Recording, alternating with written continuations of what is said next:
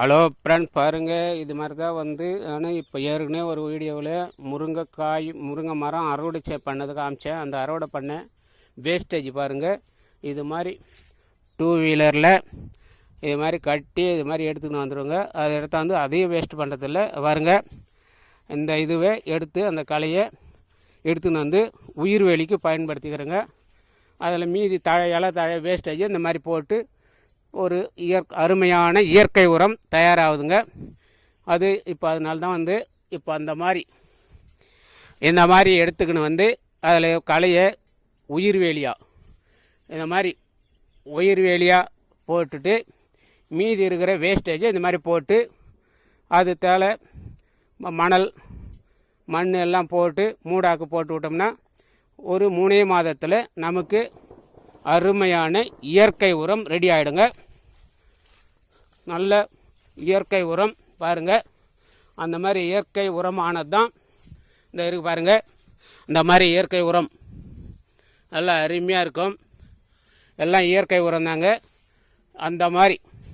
இந்த மாதிரி குப்பை இலதய கொம்பு எது தேவையில்லாதெல்லாம் எடுத்து அது மேலே மண் அள்ளி போட்டு எல்லாம் ரெடி பண்ணுது. அது பாருங்கள், இப்போ இந்த மாதிரி நமக்கு இயற்கை உரமாக மாறிடுதுங்க. பாருங்கள், மண் எவ்வளோ அழகாக பளபளன்னு பஞ்சு மாதிரி இருக்குது பாருங்கள். இந்த மாதிரி மண் வளம் நல்லா மாறிடுங்க.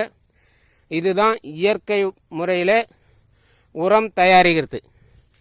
இந்த மாதிரி இயற்கை முறையில் உரம் தயார் பண்ணி அதை இந்த மாதிரி பலா, வாழை, தென்னை, மாதுளை இப்படி எல்லாத்துக்கும் போட்டோம்னா நல்லா தாரெல்லாம் திரட்சியாக வருங்க. இந்த மாதிரி போட்டது தார் போட்டுருக்கு பாருங்கள்.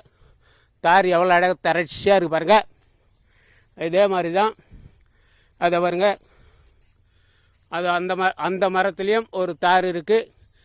அதை இன்னும் கிட்டமாக போய் ஜூம் பண்ணி காமிக்கிற பாருங்க.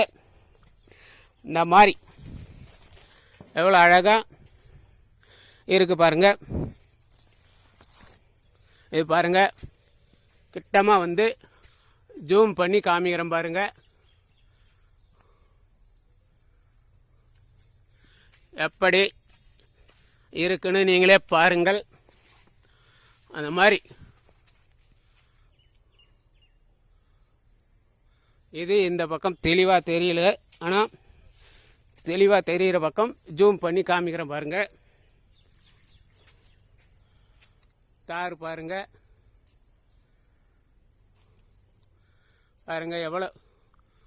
எவ்வளோ திரட்சியாக இருக்குது பாருங்கள்.